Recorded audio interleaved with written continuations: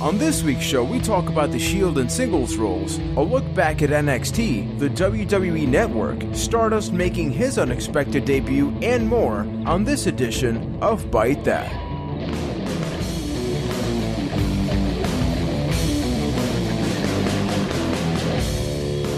Welcome everyone to episode 43 of Byte That, the somewhat maybe international professional wrestling podcast, where we talk about the ups and downs of that which we love, which is the world of professional wrestling. My name is Juan Velas. I am from San Juan, Puerto Rico, and not as always, but I am still joined by at least one other member from the Byte That team. So from Boston, Massachusetts, we do have Ryan McNulty. Ryan, how are you doing? Are you doing okay?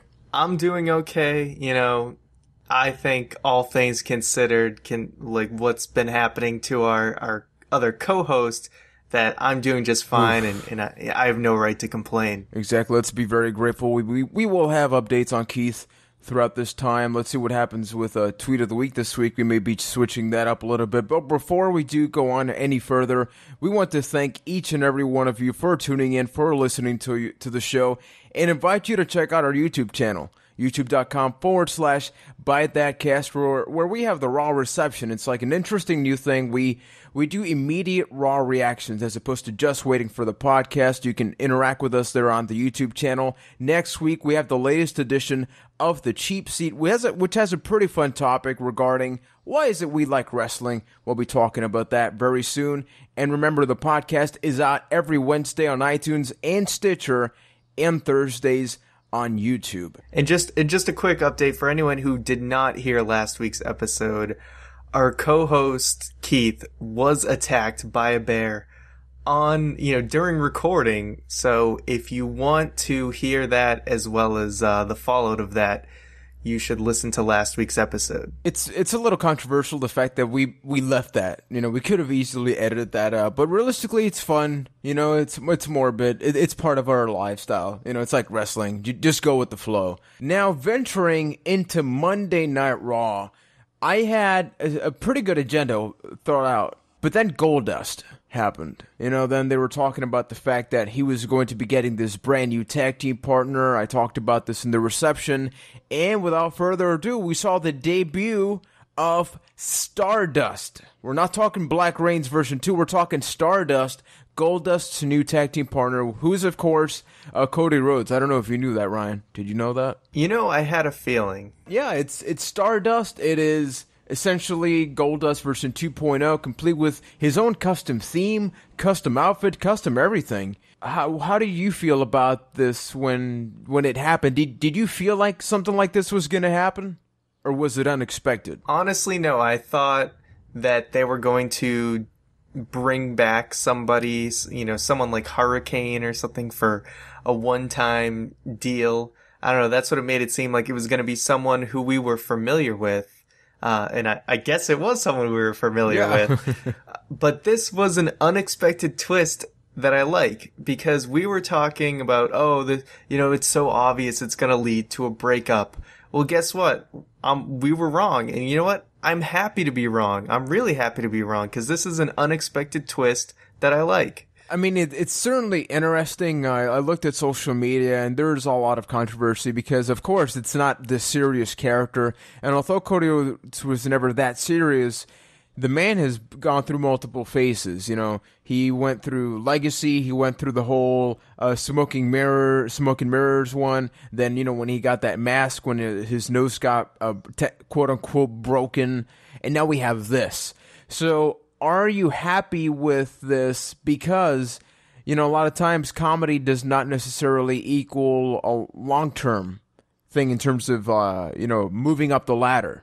I think this is a great thing for now. I don't know if it's a long-term thing for Cody Rhodes, but I think it is a cool tag team that they can run with for a little while. And then eventually they do that breakup angle, but I think they could run with this one for a good year, maybe longer. I mean, we'll see how it goes, because even Cody was changing up his moveset, changed his finisher, which was something similar to a did they call it a diamond dust? Was that the old move? Yeah, at least that's how I know it from the wrestling games. But yeah, it's basically a flip type of diamond cutter move. So henceforth, you got the diamond dust. Yeah, it was excellent. And even the star on his face, sort of the face paint makeup, could be a tribute to, plenty of different like superheroes or wrestlers. I think it's similar to, it kind of reminded me of that superhero from SpongeBob SquarePants. What was his name? And then Mermaid Man. Yes, and then also there's in the NES game Pro Wrestling, there is a Starman, whatever. Yeah. So it could be a tribute to either of those. I know Cody Rhodes is big into video games, so it wouldn't surprise me if that was sort of an homage to that. It's a fun thing. I think that people need to always remember. We've talked about this so many times. We always will. Wrestling is known for having its quirky, funny, goofy stuff. And I mean, when you look back at the Attitude Era, it does not matter. You got the Headbangers at one point, you got Crash Holly, you got Val Venus, you got Goldust back there, you got Goldust now. And I think it's a tremendous opportunity to get Cody Rhodes over more. Why? Because even though people knew who Cody Rhodes was, he was in the position where it's like, you know what? Between you and Ziggler, I would probably choose Ziggler in terms of fan interaction. And this is the opportunity to just show something else. And guess what? The heel turn, if anything, would work better. Because if he's more over, he can just take that whole stuff off, talk about, hey, this whole charade thing has been a work just to play with your mind, brother. Or something like that. I mean, there's a few things with Cody that you can talk about. Months back we talked about, is Cody going to be the guy who gets over with the whole Rhodes brothers thing? Like maybe him teaming with Goldust was finally a way to sort of skyrocket Cody after they eventually broke up, but it kind of seemed like people were more into Goldust. And then, about a month ago, we talked about, as the NXT roster, are they leapfrogging this mid-card? And Cody Rhodes was a prime example of the guy who sort of needed something new, needed something fresh. And I think this is a temporary answer for him, not a permanent answer to skyrocket him to the main event, but I think it's a temporary answer to make him something, to make him into something more important and something more entertaining. And now it's no shock that they seem to have written him off of the JBL and Cole show because they anticipated that he was going to go through a gimmick change. And as you mentioned, the roster's pretty stacked. Like, we got Wade Barrett, we have enough guys in the mid-card / upper card. So even if he got any sort of gimmick change for a singles run, where exactly would he go? So I think that this is a pretty nice, safe way to get Cody Rhodes over. In another way, it'll be interesting how they go forth because there's some speculation that people will make it seem as like Cody Rhodes is not self-aware. So, Cody Rhodes could still be backstage, but then you see Stardust and other points. Or does he openly reference himself? Which one would you like? I kind of like it where they almost do like they did with the Hurricane, where he pretends he's two different people, And also, I do like the thing with the gloves. It's, I don't know if anyone else does that in wrestling. Was AJ Styles doing that? AJ. Yeah, AJ. Okay, because that is a thing I've been seeing a lot in NFL players have had their team logo on the gloves, and you put them together and it's the full logo. So I do like that because that's sort of a cool new trend, and no one in WWE had really started that yet. So that was sort of a perfect calling for him to do that. And the key point, it's marketable. Exactly. They're going to be selling that pretty soon. They're going to be selling like masks and like T-shirts or something. So it's marketable. It gets Cody Rhodes over. It keeps Goldust active. We've mentioned multiple times. Goldust, he has not had a bad day ever since he came back. It's crazy how, I've sometimes looked at old he pay-per-views. had one bad day with Fandango. Well, let's not talk about that now. No, but like I was going back at the network just watching old pay-per-views, which he happened to be in, and I'm like, the man is wrestling faster. He looks like he seems to be in better shape than he's pretty much ever been before. It's ridiculous. You think he's like a 20-something, 30-something.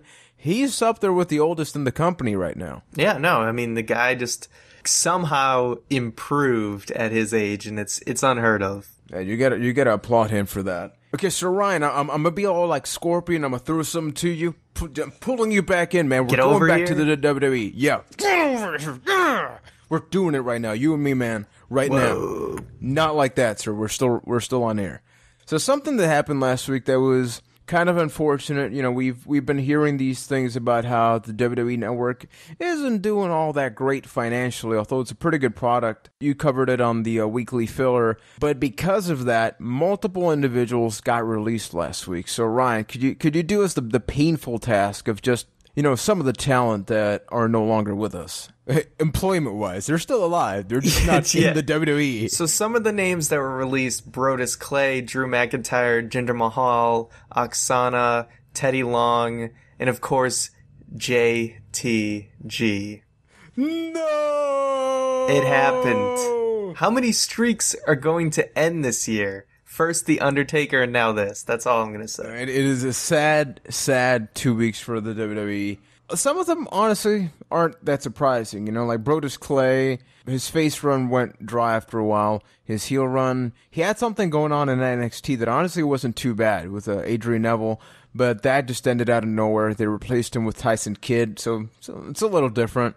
JTG, that's another story. That's very personal for all of us here, and I think everybody listening. He was one half of Crime Time, then proceeded to be employed for seemingly forever, although he never really did much in the WWE. And then he picked up the phone and then finally figured out that when you pick up the phone, bad things can happen. So that was his bad news. Is there anything else that was painful for you, Ryan? Absolutely. If you saw the intro to the weekly filler, the absence or the loss and end of 3MB. Yeah, that was interesting, considering they were pretty frequently spotted on Raw or Main Event. Like, they didn't have like a storyline or something going on. Well, but as of a couple of weeks ago, they had the whole Hornswoggle El Torito thing. And they killed it. They killed it. They had two of the best pre-show matches ever. You know, they were a part of that, and they were excellent. The crowd loved it. So it was really, really a big surprise that they ended 3MB, because they were over. Even though they were just some you know, jobbers, they were heel jobbers. I think the crowd really enjoyed watching them, you know, in matches. And I think that was just a surprise, because they were used, you know, at least a couple times a month on Raw, and they were probably on TV, you know, one way or another, whether it was Main Event or SmackDown or whatever. They were probably on TV at least once a week. You know that they don't have like this big storyline or something, but you know them. You like to hate them or love them. But I think that WWE really did drop the ball on them, because when 3MB first came in, I thought that they were going to do the three-man band. You know, at first they started like going to like taverns or bars or something, and they would get kicked out because they wouldn't know how to launch. It seems like they were laying the seeds to have it grow into something, and then they sort of just abandoned it and made them jobbers, because they were actually winning for a couple of weeks when they first started out. So it is a shock for people who are being used to be released. There's a lot of talent that they did release, like Evan Bourne, Kurt Hawkins, and JTG, where it's like, you know, we probably would have expected them to get released a while ago, because they were just not being used at all. I mean, Evan Bourne hasn't been seen in a year and a half, I don't think. Yeah, and I mean, with Kurt Hawkins, he's great talent. He was on NXT a couple of weeks ago, actually, not too long ago. But I mean, after his tag team with Zack Ryder and Tyler Rex separately, they didn't really do much else with the guy. Evan Bourne, it's unfortunate. You know, he's a very talented individual. Although, let's be honest, most of these guys already got booked like 30 minutes upon being released. That's crazy how they were just immediately, like, Twitter was going crazy, just booking everybody. Oksana is an interesting case, because she had that whole thing with Naomi where she kneed her eye, and then she turned into Sagat for a couple weeks. So, I mean, maybe she wasn't the most careful diva in that roster, so maybe that's why they cut her off. They also released like a referee that I remember now. I don't know if you remember this, that a couple of months ago, a referee was like ranting because he botched the finish. But then he was talking trash about everybody, like, "Hey, like I'm at the top of the food chain, like, you know, like I know all my stuff." And now he's gone.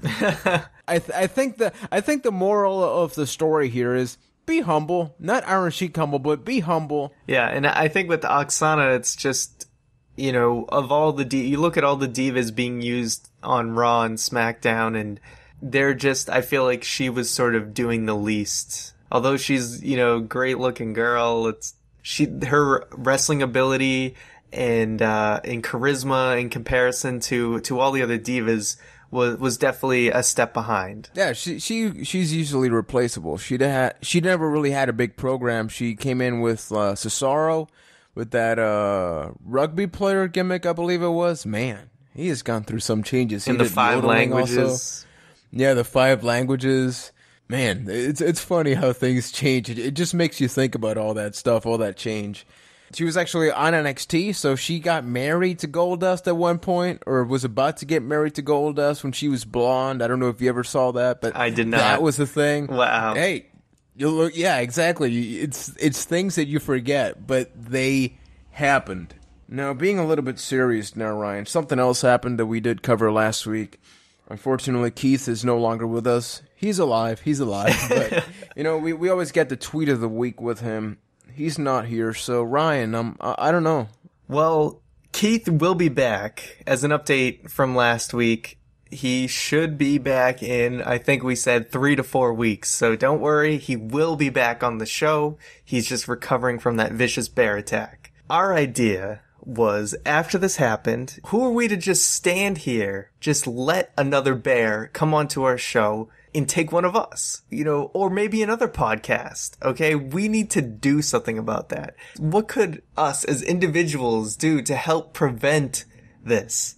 And that is to spread awareness about the dangers of bears. This will be a weekly thing until Keith returns.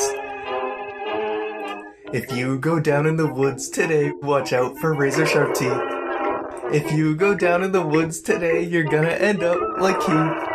For every bear is dangerous, we want to prevent attacks. That's why Byte That presents its weekly bear facts.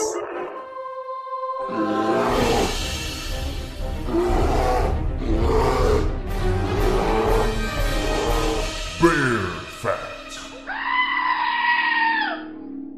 That is right, Ryan. For the next couple of weeks, we will be stating bear facts. Why? Because bears are dangerous to every single podcast out there, whether it's something like Wrestling with Friends or Byte That, or even Art of Wrestling. Nobody is safe. Why did that happen to Keith? So, Ryan, why don't you state the very first fact of the week? Okay. In Canada, there are approximately 25,000 grizzly bears. One of them is a huge asshole. Bear facts. When it comes to reproduction of grizzly bears, from June through July, that's their mating season. So if the bear was male, he was trying to impregnate Keith. Bear facts. Bear facts. Bears are relaxed creatures. They are, however, dangerous when recording a semi-somewhat, maybe, international professional wrestling podcast, featuring the combination of a Puerto Rican, a sex stallion from Boston, and a Canadian. If it's June and they're recording a podcast at approximately 6 p.m. on a Tuesday, the bear may become agitated and attack a Canadian co-host. They will also proceed to humble the co-host, rendering him unable to walk for an extended period of time. Bear facts. Bear facts.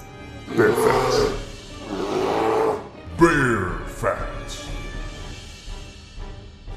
So that has been it for the very first edition of Bear Facts. Remember, safety first, and just in case, have a condom with you. Now, we do want to invite you to check out our YouTube channel, youtube.com/ByteThatCast, where we are jam-packed with content. We have things like the Raw reception every single Monday. The podcast goes up every Thursday on the channel, with the weekly fillers up every Saturday covering the latest and greatest wrestling headlines, hosted by the sex stallion from Boston, Ryan McNulty. And next week on The Cheap Seat, I am going to be talking about, why do we like wrestling? Why do you enjoy it? What do you enjoy, Ryan? Did you just channel a New Yorker for a second? Something, I guess. I don't know, man. I don't know. We're gonna be talking about wrestling. You just insulted so many people from New York by comparing my accent to theirs right now. It is, and I butchered the New York accent while I was at it. Yeah, this has been a terrible attempt, but we are here. We want you to check out the YouTube channel and interact with us. That's where you can check us out on iTunes and Stitcher for the podcast, and on Twitter by searching @ByteThatCast, and same thing for Facebook. Interact with us. Let us know what you want, because we're not here for us. Well, we're kind of here for Keith, but we're also here for each and every single one of you that is tuning in. So at the conclusion of last week's show, we weren't able to cover a topic that Ryan feels very passionate about, sexually. So that is why I'm offering this space right now here for you, my friend. And I know that it has to do with NXT, so fill us in on that. Okay, so when it comes to NXT, I'll start by saying I started watching just about a year ago, right around this time, early summer, and I, couldn't get enough of it. 1 hour every week, I felt like it was perfect show length, everything. Matches are awesome, all these fresh characters that we know we'll see in WWE someday, or at least, the good ones. And it was awesome. Now, I was really into it. So, fast forwarding a year, I'm sort of bringing this to both of us to discuss is, does NXT feel as special? Now, we know there's always, that luster of when you first see something, and it's when it's fresh and it's new, you obviously enjoy it more to some degree. But kind of putting that aside, do you think the show quality is still as top notch? Are the gimmicks still fun to watch? In other aspects of the show as well? Has the network changed how you feel about NXT? So those two items on the table. Yeah, I think it's more or less the same. I think that what you mentioned is a very important factor. When you first see something for the very first time, it's, we always talk about the nostalgia factor. When you do something, then you look back, those first thoughts you have about that tend to be the more popular ones or the ones you enjoy the most. So that's very important. The other thing is that we have to keep in mind NXT is a developmental territory. So in that time, people like Bray Wyatt have moved on. Cesaro had a much bigger involvement in NXT for a couple of months. Now he is no longer there. So it's the fact that NXT is a show, but because it's a developmental show, that attachment that we have sort of hurts us. Like case in point, Leo Kruger. We knew this guy, then a couple weeks later, Adam Rose. A couple weeks later, Raw. So it's like you're taking somebody away from our family. And because NXT is a 1 hour show, it always makes you want to have a little bit more. I think that combination is what maybe may make you look back a year ago and feel a little bit something, more attractive for you. Yeah, I think the show is still great. And I think obviously the roster was just jam-packed a year ago when you still had Bray Wyatt there. Cesaro was visiting. Sami Zayn had just debuted. There was so much going on. Leo Kruger was, having excellent matches with everyone on the roster. So there was a lot to love. And I think now there's still plenty to love, but I do feel like they did what any company would do, is bring up those super talented wrestlers and put them on the main show. And I think there is still plenty of talent down there.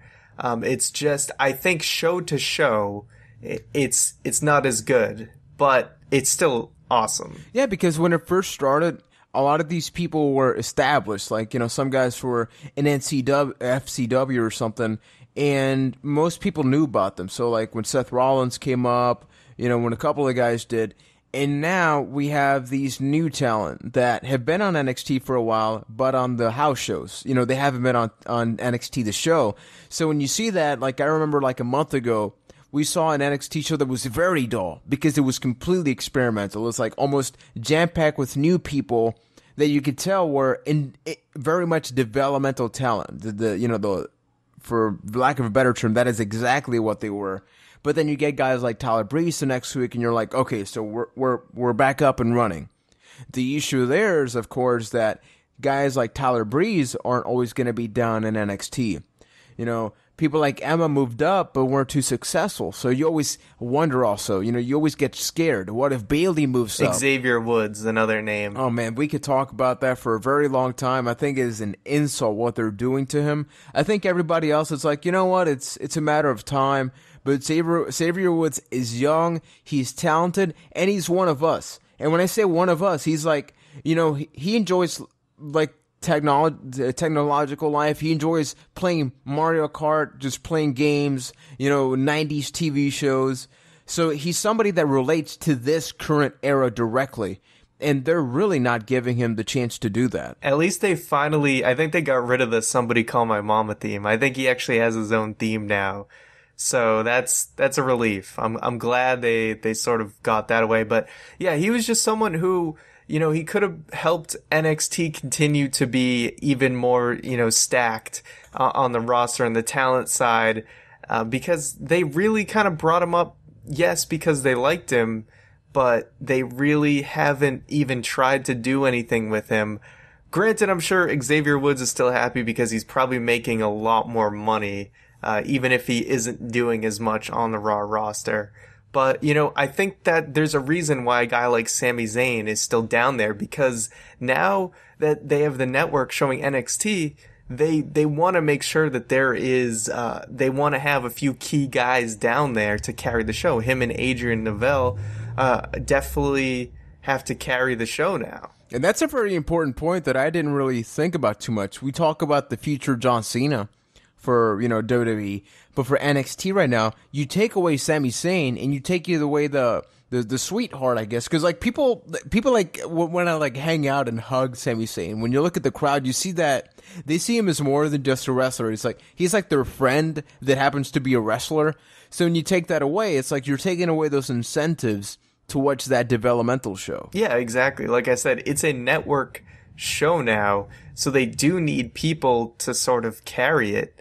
And I think those two guys, Tyler Breeze, I mean, he's another guy. I mean, you watch his match at TakeOver, and it was, it was amazing. So those three guys, I feel like, are really carrying that show, and they kind of have to make sure now, just like WWE, you got to kind of have somebody else step into that role before you can really bring them up. Exactly. I mean, we got Aiden English. I think that over time, he still needs, like, his character, he's got cool things, but it's not like Tyler Breeze. Tyler Breeze, we've mentioned it previously, like, from his very first moment, from the very first time, he did his entrance where they close down to his feet, and they zoomed in on his face, I was like, okay, he does not need to wrestle. That is the character I support.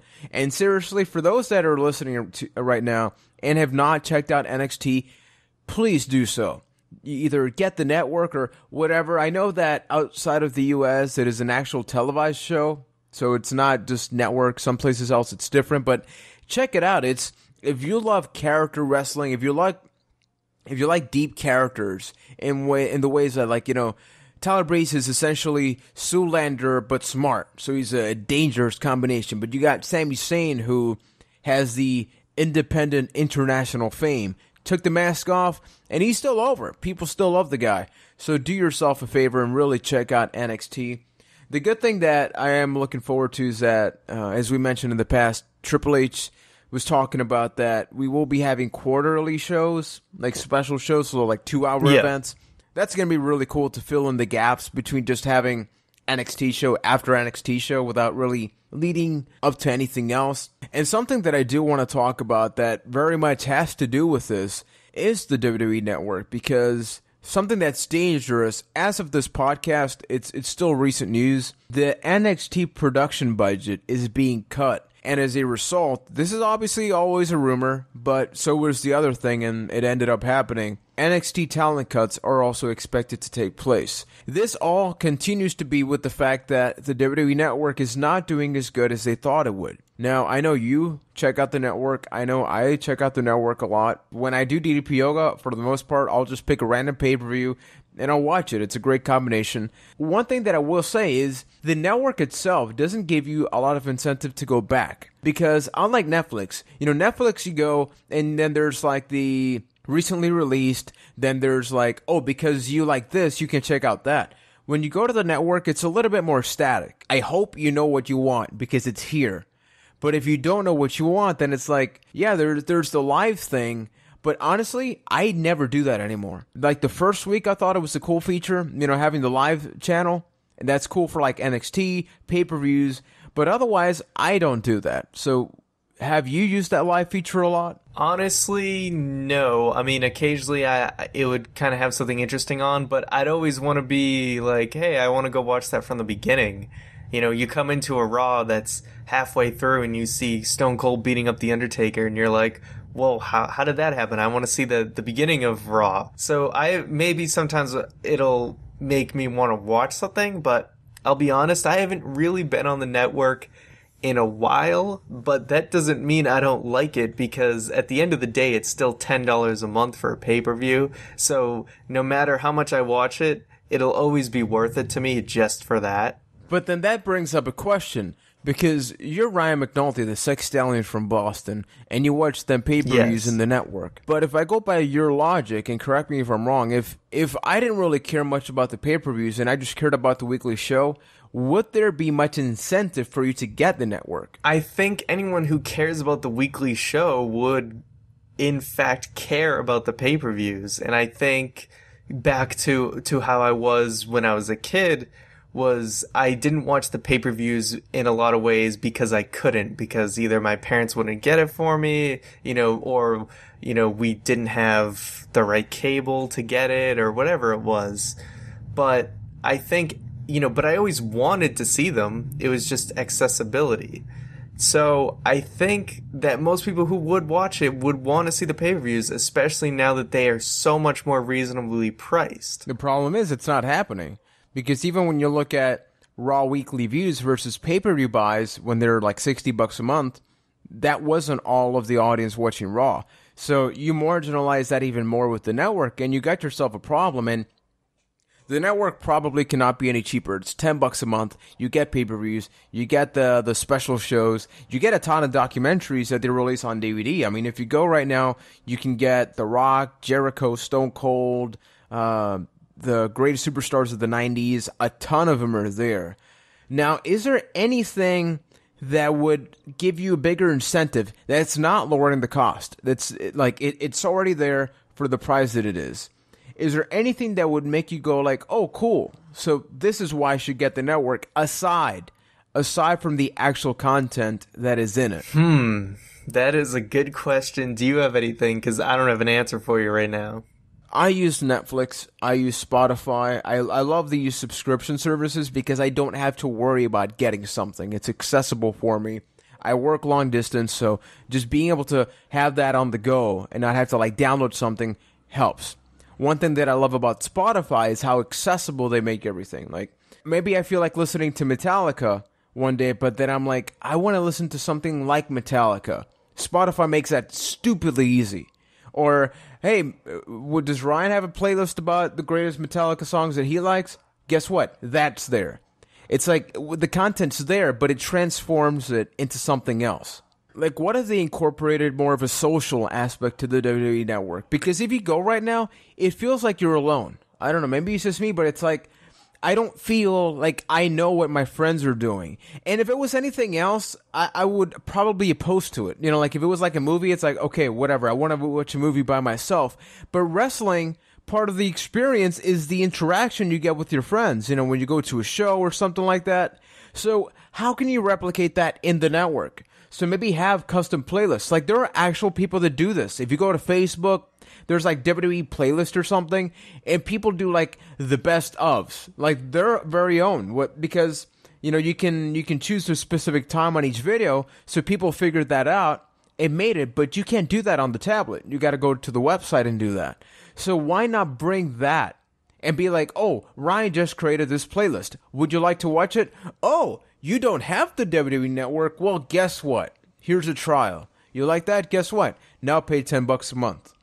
An incentive like that, do you think that would be a cool feature? I think it's a cool feature. I also think, I did think of something that I'd like, but I understand why it won't happen. And that is if Raw was available to watch the next day. But I think that would severely discourage people from tuning in live. And USA would be none too happy about that. But maybe something that they need to have is advertisements or something to generate more revenue. I think what you're saying is a cool feature with, social media and sharing. But from WWE's side, my thinking, as a big assumption here, is that the people that would enjoy that are the people that already have the network. And that they wouldn't really gain too many people from adding that feature. I think a lot of people that don't have the network either just kind of don't understand it. There's a lot of people, there's an older audience for wrestling too that maybe just doesn't understand what it's for. They're still buying the regular pay-per-views because that's what they've done for 20 plus years. And they don't want to change. They're stubborn about it, even though they don't realize how much money they could save, or their internet connection isn't good, or a whole list of other things. We've talked about that before, that we take for granted our accessibility to all these things that maybe other people throughout the United States even may not have. Yeah, it's pretty much like you said. Not everybody has to have the latest and greatest technology. Not everybody has to have the network. Let's hope that grows, though, because realistically, if it doesn't, I think the product as a whole is going to be damaging for us as wrestling fans when they start cutting more people, cutting more stuff, because they took such a huge risk with the network, and then it didn't work. There is something I do want to talk about. I just had read a report about, just kind of popped into my head off the fly, was that a head writer in WWE was actually fired on Friday. And so this Monday's Raw, obviously there's a lot of things to talk about with The Shield, and there was a segment with Vicky Guerrero and Roman Reigns this week, which had a different feel to it. And a lot of people were saying that scene with the vomiting and all that was a classic Vince McMahon move. So I was going to ask you, how did you feel about this week's Raw? And could this sort of be a different writing style was felt? I'll say both a different writing style, and they just sort of went back. I mean, we were watching Raw, and there was just something that seemed weird to me. Not in a bad way, but I was like, this feels different. And I was like, holy crap, we have a backstage segment that doesn't involve somebody getting beat up or randomly yelling or just an interview by Renee Young. Not that there's anything wrong with that. It was actually just Roman Reigns being a character, interacting with other characters, stuff happening backstage that, although it won't directly maybe benefit a storyline or something, guess what? It's fun. I love this week's Raw. I think that this week's Raw had a little bit of everything. I still think 3 hours is a little too much, but I love this, and it's going to sound weird, but if that writer getting fired means we're getting a little bit more of this, then, I mean, hey, can you work somewhere else, dude? Yeah, exactly. I think we all felt that this was a nice, fresh feeling too.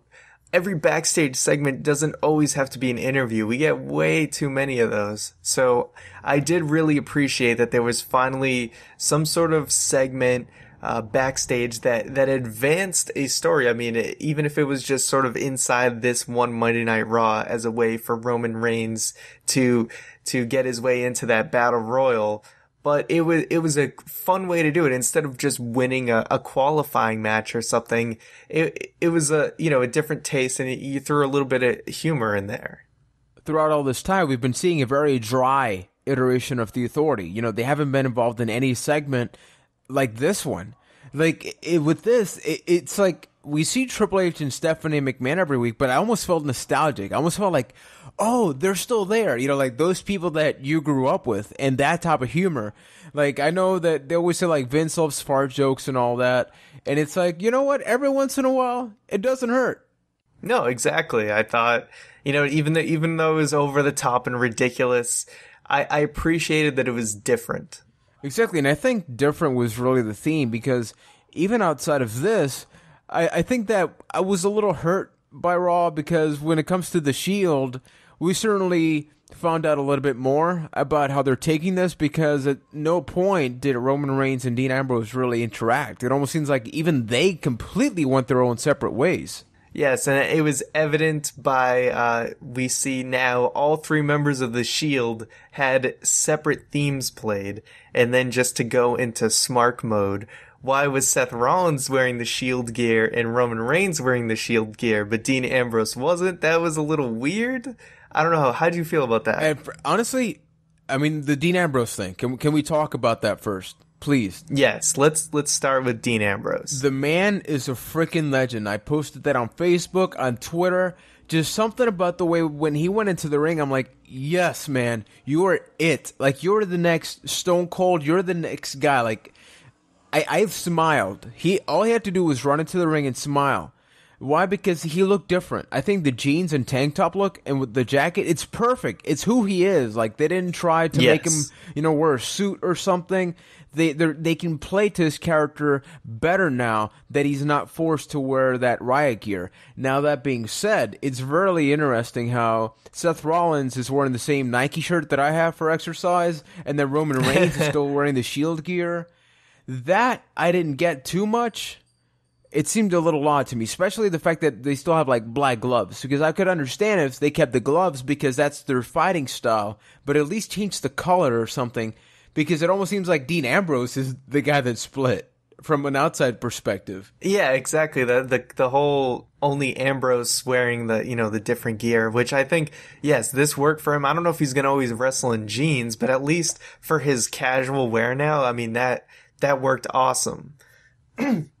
Now, with Seth Rollins, I think down the line he's going to have to change his gear. I do like if he kept the gloves, maybe he changes the color or whatever. But I think Reigns is the one guy who actually, even if he wanted to, could just keep the riot gear. He could just be the one guy that still wears it. And as it was shown on Raw, he's the guy that also is retaining the Shield's theme. I think that might just be his singles theme from now on. And it sounds like Ambrose has his own theme now, and Rollins has his, and, who knows if they change him down the line, but it looks like Reigns is probably just going to keep the Shield's theme. I think it makes sense, because Dean Ambrose, he can have anything. The moment he talks on a microphone, he can justify whatever's happening. Roman Reigns, I think that he still needs a little bit more of that nostalgia factor, although it sounds weird, with having the riot gear, with having the Shield's theme, because people associate that to something they enjoyed. So when he comes out, by default, they'll cheer because, oh, he's still coming out through the crowd. Now, the question is, Rollins isn't doing that. Where do you think Dean Ambrose is going to come out? Is he just going to come out from the stage? It just seems weird. We've had these guys just walk down the stairs for so long, and knowing that's coming to an end is kind of ridiculous. I think that Reigns is going to be the guy that basically keeps all the Shield stuff. Ambrose is going to do his own thing. So Ambrose, I think, is going to come out of the stage now. Reigns, that will become his thing. He's the guy that comes out in the crowd. So at the conclusion of Raw, we saw Dean Ambrose get involved, interfering in the main event. We saw Seth Rollins, Randy Orton, but oddly enough, Roman Reigns was nowhere to be found. Now, this is where I have to. Usually I avoid it, but I have to put my speculation hat on, because it's like, what is the reasoning between Dean Ambrose and Roman Reigns not interacting in the show when just last week they were being Scott Hall and Kevin Nash buddy-buddy? My only thinking for this is that they're going to be obviously involved in separate matches. For Money in the Bank, it's looking like it's going to be Rollins versus Ambrose, and then Reigns obviously qualified to be in the Money in the Bank match. So, he's involved in that. So I think they're just trying to keep things separated, and they don't want to confuse people into thinking there's going to be some sort of tag team match or anything like that. Although with Randy Orton showing up, you'd think that Reigns would also try and help. So that is kind of curious, because it seems like Reigns was sort of targeting Orton where Ambrose was targeting Rollins. Yeah, it seems like a perfect setup. We still have another Raw. They could do the tag team match, Randy and Seth versus, the remaining members of the Shield, or I guess no longer the Shield even then. But it's nice that they did such a good job, I will say, of just doing this the right way. Like, even though it's bittersweet because I enjoyed the Shield. So it didn't really matter how they did it. It was still going to hurt. This definitely gave us a feel, the very first kind of taste of what each guy is going to be like in their singles role. So it was fresh to see. And I enjoyed it. And I think of all of them, it seemed like Ambrose had the most fire and the loudest pop, I'd say, of all of them, and he definitely once again kind of stole the show. Yeah, I'm not sure how much plans have changed based on the rumors that we're getting Roman Reigns versus Triple H at SummerSlam, but I think they may have another Batista situation in that Dean Ambrose is going to be a breakout star faster than I think that WWE intends him to be. And when that happens, there's going to be an issue, because when you have two baby faces that broke off from the same group, people are going to take sides at some point. Doesn't matter how much, because like right now, if I were to ask you, Ryan, do you want to see Triple H take on Roman Reigns or Ambrose? Or who would you choose? I would have to say, at this point, I would pick Dean Ambrose, and I think you made the spot-on comparison of Batista and Orton, where despite, our thinking and despite crowd reaction, that Reigns will be the guy that they push to SummerSlam to face Triple H, no matter what happens. But down the line, are we going to see this similar situation where they start to push Reigns, but Ambrose is actually the one that, that's catching momentum and the crowd's behind it?